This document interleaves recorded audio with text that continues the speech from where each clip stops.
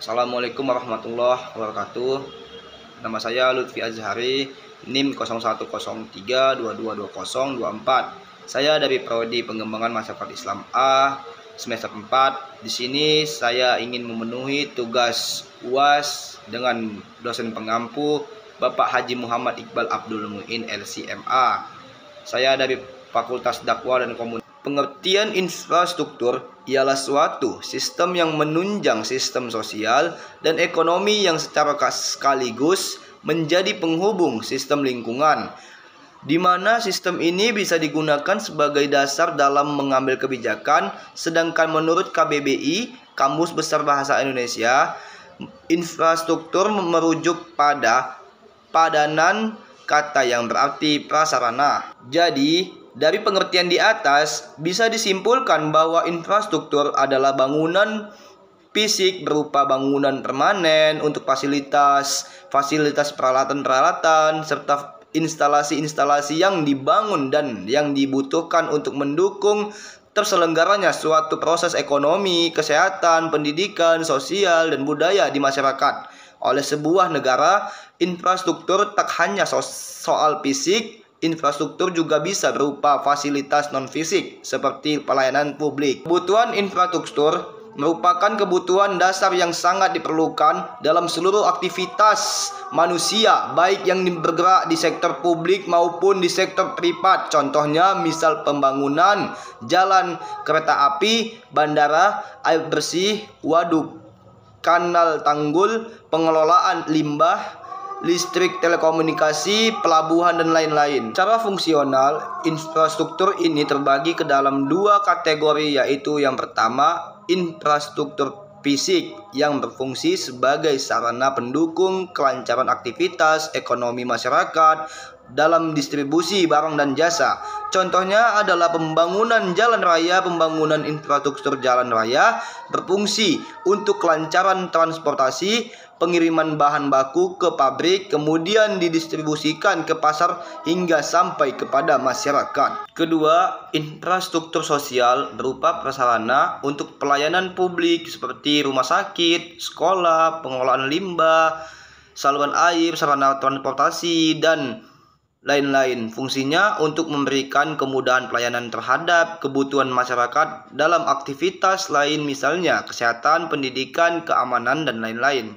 Pada dasarnya, pelaksanaan pembangunan infrastruktur dalam segala aspek kehidupan masyarakat berbangsa dan bernegara dilakukan oleh pemerintah bersama-sama dengan komponen yang ada dalam masyarakat yang memiliki tujuan supaya kesejahteraan masyarakat semakin meningkat. Salah satu strategi dengan melakukan pembangunan sarana dan prasarana fisik infrastruktur di samping meningkatkan sumber daya manusia. Adapun terkait proses pembangunan infrastruktur yang akan dibangun oleh negara-negara, maka dalam hal ini Khalifah akan meminta masukan kepada Majelis Umat atau Majelis Wilayah. Majelis Umat atau Majelis Wilayah anggotanya merupakan orang-orang yang menjadi representasi masyarakat atau orang yang mewakili aspirasi kaum muslim dan non-muslim yang telah menjadi warga negara. Demikianlah proses pembangunan yang akan diselenggarakan oleh negara khilafah. Negara akan mempertimbangkan pembangunan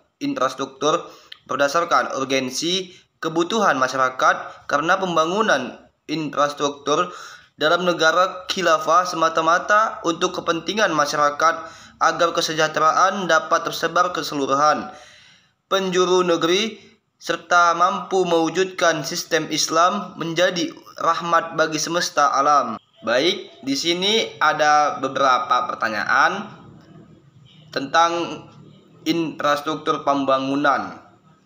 Nah, yang pertama, apa pandangan Islam tentang pembangunan infrastruktur?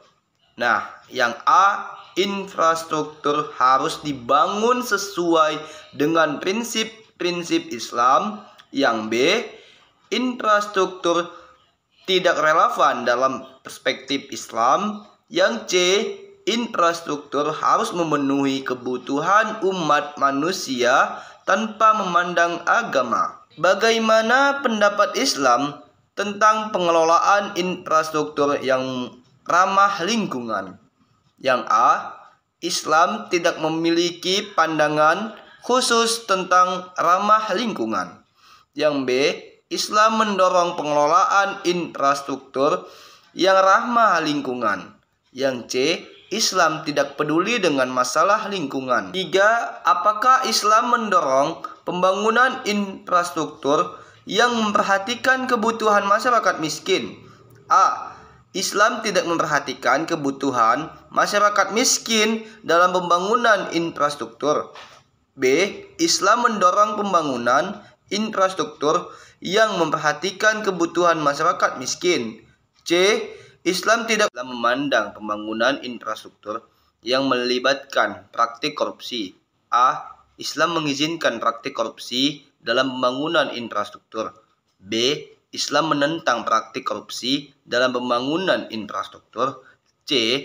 Islam tidak memiliki pandangan khusus tentang praktik korupsi dalam pembangunan infrastruktur. 5. Apakah Islam mendukung pembangunan infrastruktur yang melibatkan pemindahan paksa penduduk? A. Islam tidak memiliki pandangan khusus tentang pemindahan paksa penduduk. B. Islam mendukung pemindahan paksa penduduk untuk pembangunan infrastruktur. C. Islam menentang pemindahan paksa penduduk untuk pembangunan infrastruktur. Mungkin ini saja yang dapat saya sampaikan. Lebih dan kurangnya saya mohon maaf. Billahi fisabil haq fastabiqul khairat. Wassalamualaikum warahmatullahi wabarakatuh.